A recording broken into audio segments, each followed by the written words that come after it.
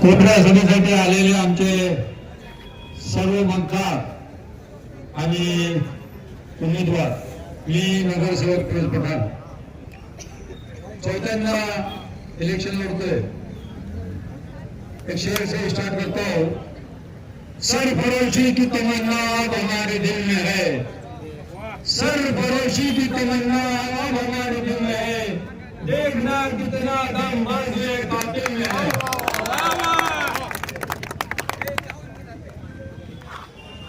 Ticket मिळाले, रॅल्या झाले, प्रचार झाला, अतुल शेट्टी योग्य जागी तिकीट दिले, तरी पण नाराजगी होते। ते नाराजी निघून घेतली आणि त्यांनी सुद्धा आपल्याला साथ दिली। मी राष्ट्रवादी पक्षातर्फे त्याचा आभार मानतो। आणि अतुल शेठ आमदार नसताना सुद्धा या तालुक्याला एवढा मतदार आणला, एवढा निधी आणला आणि जुन्नर तालुक्याला 3000 कोटी निधी, जुन्नरला सुद्धा 100 कोटीपर्यंत निधी आणला। ते आपल्या जर जुन्नरमध्ये आपण पाहिलं तर जुन्नरचा जेवढा विकास झालेला आहे आता सध्या ते अतुल शेट्टी केलेला आहे। त्या 4 वर्षाला मी नगरपालिकेत पाहिलं, प्रशासनाने सगळं वाटोळ करून टाकलं, त्यांच्यावर कोणाचा दबाव नाही, कोणी कोणाचंही ऐकायला तयार नाही। आणि जुन्नर शहरामध्ये आपल्याला ते भोगावं लागलं, आपल्या नागरिकांना भोगावं लागलं। पाण्यासाठी वेगळे, गटारीच्या पाण्यासाठी कुठे कुठे रस्ते खड्डे, त्यांचा एक पैसा शिल्लक नाहीये। नगरपालिकेची परिस्थिती भरपूर खराब आहे। यासाठी चांगले उमेदवार निवडून द्या आणि जुन्नरचा विकास व्हायला पाहिजे। ज्यावेळेला आमचे गुलाब शेठ होते त्यावेळेला आम्ही 12-13 सीटी निवडून आणलेली आहे। 17 मधून 12-13 नक्कीच यावेळेला 15 सीट राष्ट्रवादी पक्षातून निवडून जायला पाहिजे। आणि सगळ्यांना एक विनंती करतो, उद्याला उठल्या पहिले मतदारांना बाहेर काढायचं। आपला मतदान 4च्या नंतर करायचं। घरचं जे मतदान आहे ते 4च्या नंतर। आणि मतदारांना पहिले प्रेमाने काढून मतदार करून घ्यायचं। कुठे भांडण करता कुठेही नाही पाहिजे। माणसं होता आणि रात्र वैरायची आहे, जागे राहा। एवढे म्हणून मी माझ्या पंचायत संपर्क जय हिंद जय महाराष्ट्र। नगर परिषदेमध्ये मी कलशवासी वल्लभ शेठ बेनके यांच्या बरोबर अनेक वर्ष या निवडणुकीमध्ये सहकार्यामध्ये काम इथल्या नगर परिषदेत केलं। मला सगळ्यांना आपल्याला एकच विनंती करायची आहे, आपल्याला खाली जे नगरसेवक आता उभे आहेत आपले, त्यांच्या स्वतःची प्रत्येकाची एक प्रचंड ताकद आहे।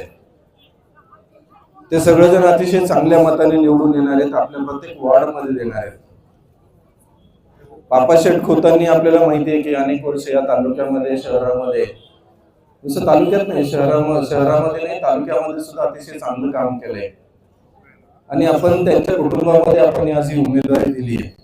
तर आपल्या सगळ्या जणांना, मला मी जे गेले 15-20 वर्ष झालं सभापतींबरोबर, अतुल शेठ बरोबर मी काम करतोय, मला आपल्याला सगळ्यांना जी काळजी घ्यायची ती काळजी अशी आहे की आपण सगळेजण स्वतःच्यासाठी मतदान सगळं करणार आहोत, पण त्याच्याबरोबरही आपल्याला नगराध्यक्ष पदाचं जे मतदान आहे प्रत्येकाने एकच फक्त कुंडाट बांधा की एक का होईना मत हे मला त्या वॉर्डामध्ये जे पडणार आहे त्याच्यापेक्षा एक मत जास्त हे स्नेहलताईला पडलं पाहिजे।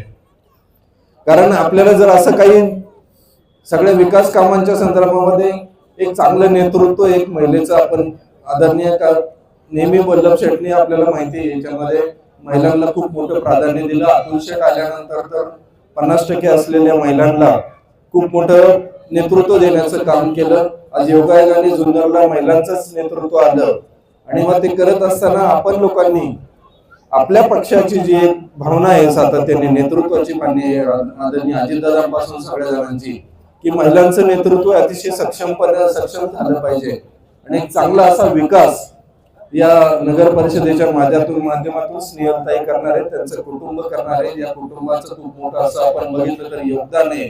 तर मला आपल्याला कळकळीची विनंती आहे की तिन्हीच्या तिन्ही मतं आपल्या वॉर्डामधली ही घड्याळाच्या मताला आपण द्यावी आणि या विकासाला साथ द्यावी। कारण आपण विधानसभेला आता मगाशी फिरोजबाई म्हटले की आपली चूक झाली विधानसभेला, जे काय झालं असेल ते झालं असेल, पण ते जी विकासाची गंगा आपल्या तालुक्यामध्ये शहरामध्ये आली, मी आता फिरत असताना बघितलं एक मंदिर राहिलं नाही, एक मस्जिद राहिलं नाही, एक ख्रिश्चनांचं धर्मस्थळ राहिलं नाही, कोणाचंच नाही. एक जाती धर्मातला नगर परिषदेमधला समुदाय सांगू शकत नाही की आम्हाला विकास आमच्यापर्यंत आला नाही.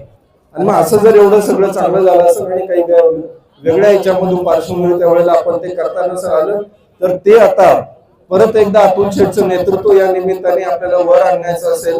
आपल्याला परत एकदा तालुक्यामध्ये एक अतिशय चांगला अशा पद्धतीचा कारभार, उत्कृष्ट व्यवस्थापन आपल्याला जर शहरामध्ये बघायचं असेल तर आपण राष्ट्रवादीचे सगळेच्या सगळे उमेदवार या निमित्ताने घड्याळाचं पुढचं बटन दाबून आपण विजयी करा.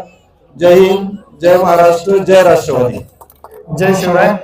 जुन्नर नगर परिषदेच्या सन 2000 पंचवार्षिक निवडणुकीच्या निमित्तानं, सांगता सभेच्या निमित्तानं जुन्नर तालुक्याचे भाग्यविधाते कार्यसम्राट माजी आमदार अतुलदादा बेनके, त्याचबरोबर ज्यांचं कायम आपल्या सर्वांना मार्गदर्शन लागतं ते कृषी उत्पन्न बाजार समितीचे सभापती माननीय संजयजी काळे साहेब, आणि या ठिकाणी हे जे सगळे उमेदवार आहेत राष्ट्रवादी काँग्रेस पार्टीचे, हे ना पदासाठी, ना पैशासाठी, ना अस्तित्वासाठी, हे फक्त जुन्नर शहराच्या सेवेसाठी सर्वजण या ठिकाणी आपल्या समोर उभे आहेत.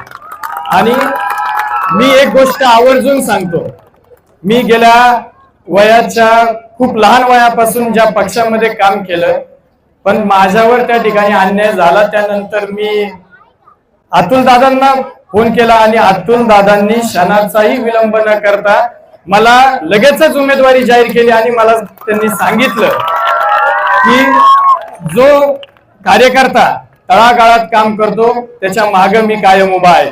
आणि राष्ट्रवादी काँग्रेस पार्टी हा मला वाटतं एकमेव पक्ष आहे हा कार्यकर्त्यांना ताकद देतो.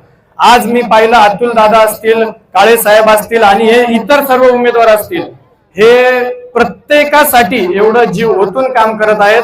त्याचबरोबर पुणे जिल्ह्याचे पालकमंत्री अजितदादा पवार साहेब हे स्वतः देखील प्रत्येक उमेदवारांची अपडेट रोज अतुल दादांकडनं घेत असतात. आणि राष्ट्रवादी काँग्रेस पार्टी हा कार्यकर्त्यांना ताकद देणारा पक्ष आहे. आणि माझ्यासारख्या एका सामान्य कार्यकर्त्याला आणि तरुणाला जी अतुल दादांनी, काळे साहेबांनी, राष्ट्रवादी काँग्रेस पार्टीने जी ताकद दिली याचं मी कायम ऋणी राहील. आणि येणाऱ्या 3 तारखेला राष्ट्रवादी काँग्रेस पार्टीचा नगर अध्यक्ष तो होणारच आहे, पण सर्वच्या सर्व उमेदवार हे बहुमताने विजयी होऊन या जुन्नर नगर परिषदेची सेवा करण्यासाठी सर्वजण जाणार आहेत. मी सर्वांना विनंती करतो, आपण येणाऱ्या उद्याच्या 2 तारखेला सर्वांनी राष्ट्रवादी काँग्रेस पार्टीच्या घड्याळ चिन्ह समोरील बटन दाबून सर्वांना विजयी करावं ही विनंती करतो आणि थांबतो.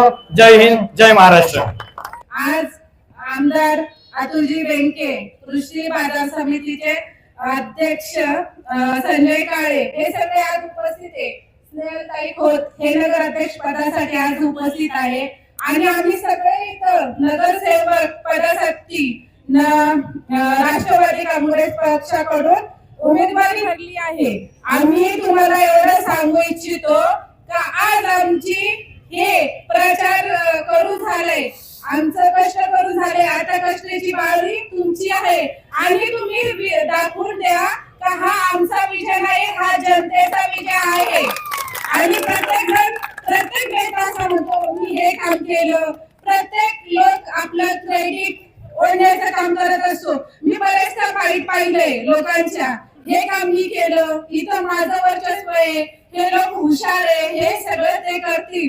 प्रत्येकाला मला कोणावर टीका करायची नाही, कारण की आता सांगायचं म्हटलं जनता हुशार आहे, त्यांना सगळं कळतं. माझं जरी दूध पित असली तरी सगळ्यांना दिसतं कधी डोळे मिटून दूध पित आहे, पण तुम्ही जनता हुशार आहे आणि तुम्ही आमच्या प्रत्येकाला विजय मिळवून देण्याची हा आमचा विजय आहे, पूर्ण जनतेचा विजय.